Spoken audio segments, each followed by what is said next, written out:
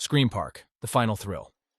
The sun was barely beginning to climb higher in the sky, casting a golden warmth across the valley. It was a perfect Saturday morning, crisp yet calm, the kind of day that begged for adventure. Ethan and Claire were driving through a winding back road, their windows down, the sound of the engine humming in sync with the birdsong around them.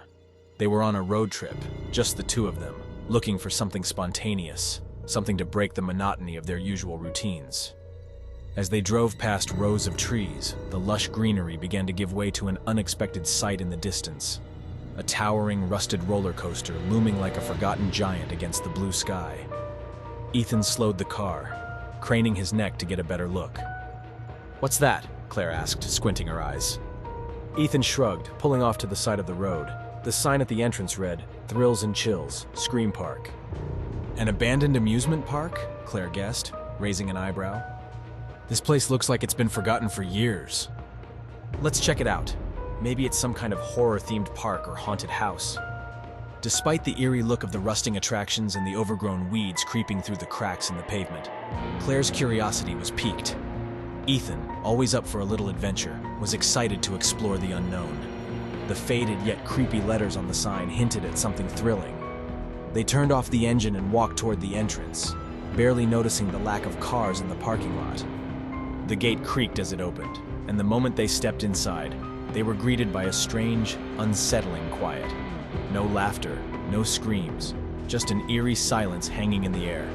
The booth stood just inside the entrance, manned by a ticket master whose appearance could only be described as unsettling. His skin was ghostly pale, stretched tight over the sharp angles of his skull. His lips, wide and exaggerated, curled back into a smile that revealed unnaturally bright yellow teeth. His eyebrows drooped, thick locks of wiry hair dangling from them like dreadlocks. "2 tickets?" the ticketmaster rasped, his voice deep and hollow. Ethan, trying not to show his discomfort, nodded, and they handed him the cash.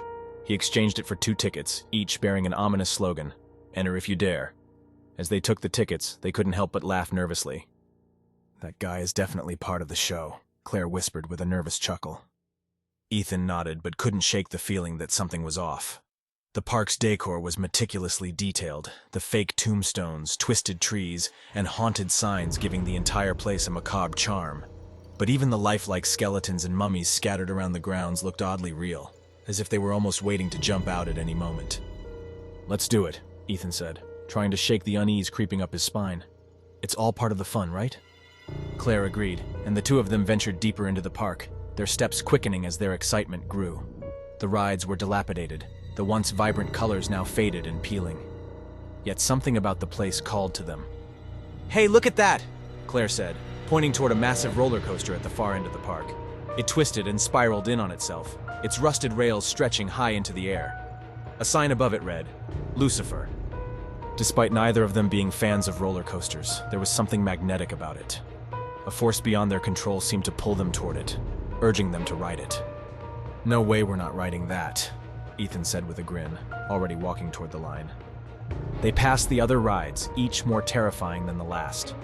The bumper cars, or bumper bones as they were called, were set in a small graveyard.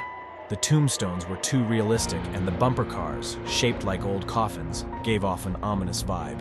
Yet they couldn't help but laugh as they crashed into each other. Next was the scream shot, where they were strapped into a coffin-like seat and flung high into the air with terrifying speed. The wind whipped past them, and the thrill left them both breathless and laughing. Finally, they entered the 7 gates of hell, a haunted house filled with mirror rooms, twisting mazes, and lifelike animatronics that startled them with every turn. The air was thick with tension, but there was a weird sense of satisfaction as they made their way through it. Afterward, they stood before the towering roller coaster Lucifer, their hearts pounding with a mixture of fear and excitement. "This is going to be insane," Claire muttered, her voice barely audible over the growing roar of the coaster. "I know," Ethan agreed, his voice tense. "But we've come this far. Might as well go all in." They climbed into the lone coaster car, strapping themselves in. A strange coldness swept over them as they realized they were the only riders. The seat beneath them creaked, and for a moment, the atmosphere shifted. They looked at each other, both now feeling a deep sense of unease. Before they could say anything more, the restraints tightened, the sound of gears clicking in place, and the ride began. At first, it was just like any other roller coaster, fast, jerky, and thrilling. But soon, the ride took a dark turn. As the coaster ascended its first massive hill, Ethan felt something heavy settle into the seat next to him. A cold presence, like the weight of someone or something, pressing against him. "Claire," he whispered, but his voice faltered when he saw her eyes wide with fear. The air around them grew colder, and then the screams began. Not from the park's loudspeakers, but from the people around them. But there was no one else on the ride. The seats began to fill with shadows, figures forming from the air, their faces contorted in agony, their hands reaching out toward them, the spirits of the long dead trapped in the ride. The roller coaster shot forward, jerking them along, and Ethan's stomach lurched as the scenery blurred by. Bodies popped out of coffins, their rotting hands reaching for them. Blood oozed from the walls, splattering across the tracks, the smell of decay thick in the air. They were no longer just riding a coaster. They were caught in a nightmare. Zombie bats flitted around their heads, their wings brushing against their faces with a damp, fetid stench. The ground below was a twisted graveyard, littered with corpses that twisted and writhed. Claire screamed, her voice lost in the cacophony of sounds. The coaster hurtled through a dark tunnel, and Ethan's heart pounded harder with each passing second. He could feel the chill of death, the cold hands of the spirits tightening around him, and he realized with a sinking feeling that none of this was fake. This was real. All of it. Suddenly, the ride came to a screeching halt. The lights flickered, and the spirits vanished, leaving behind an oppressive silence. The two of them sat there, breathless and shaking, their bodies frozen in terror. The ride had stopped, but they hadn't moved. The coaster remained suspended, as though it were waiting for something. Then, as if in slow motion, the tracks beneath them cracked, the car jerking violently before it dropped, plummeting into darkness. And then everything went black. It was hours before anyone noticed they were gone. Ethan and Claire hadn't returned to the car. At first, their families thought nothing of it. Perhaps they had gotten caught up in the excitement, maybe wandered off to explore more of the park. But when dusk fell, and there was still no sign of them, worry set in. They drove to the abandoned amusement park, hearts pounding. The parking lot was empty, save for their car, which sat eerily still in the faded light. "Where are they?" Claire's mother whispered, clutching her phone. "This is wrong." They called the authorities, and soon a group of officers arrived to search the property. The officer in charge, a seasoned cop named Mark Hayes, didn't look surprised. "This place has been closed for 20 years, he said, his voice low.